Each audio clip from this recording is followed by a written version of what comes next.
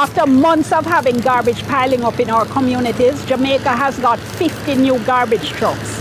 Work is now underway to clear the backlog. But after the backlog has been cleared, then what? On today's edition of All Angles, we're talking waste management and waste reduction. And we're starting here at the Riverton City Dump with the Executive Director of the National Solid Waste Management Authority, Audley Gordon.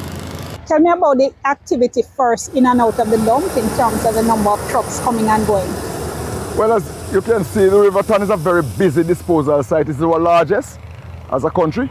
And on an average day, we have over 400 trips. Not 400 trucks, but over 400 trips going in and out of the disposal site. And this happens even in the off-season, not because it's Christmas. Just a very busy place, always buzzing. And what is that? What does that mean in terms of amount of garbage? The sizes vary. So there are trucks which carry 20 tons, some carry 10 tons, some carry 5 tons. So you have to do the average on that.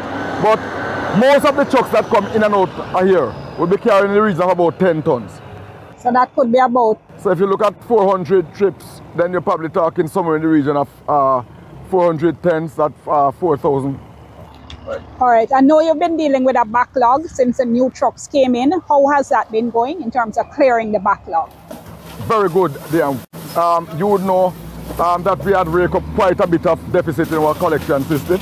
And I use the term that we owe the people a debt. We build up a debt with the people. And we were anxious to begin to repay that debt. Once the truck was handed over Wednesday, we hit the ground running Thursday morning pronto. The backlog at the time, based on our calculation, would have taken us somewhere in the region of 14 to 16 days to clear. We are moving at such a fast and very deliberate pace that we believe in 10 days we'll clear the backlogs. Which were the worst affected areas? All right, so Portmore was in very bad shape. Areas of St. Catherine, Clarendon obviously was doing very badly. St. Elizabeth has a serious issue. Westmoreland, and I know there are parts of St. James too, pockets in St. James. So what we did, we moved to Portmore first. That was our first move with the sweep team. But you must know that the sweep team was only one component of the overall operation that's going on.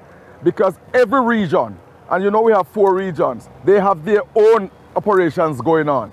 So while we were in Portmore, Portland was having a big operation with over 12 units. St. Elizabeth was having their 10 units were in St. Elizabeth. And that's how it all over. But as a sweep team, we were in Portmore.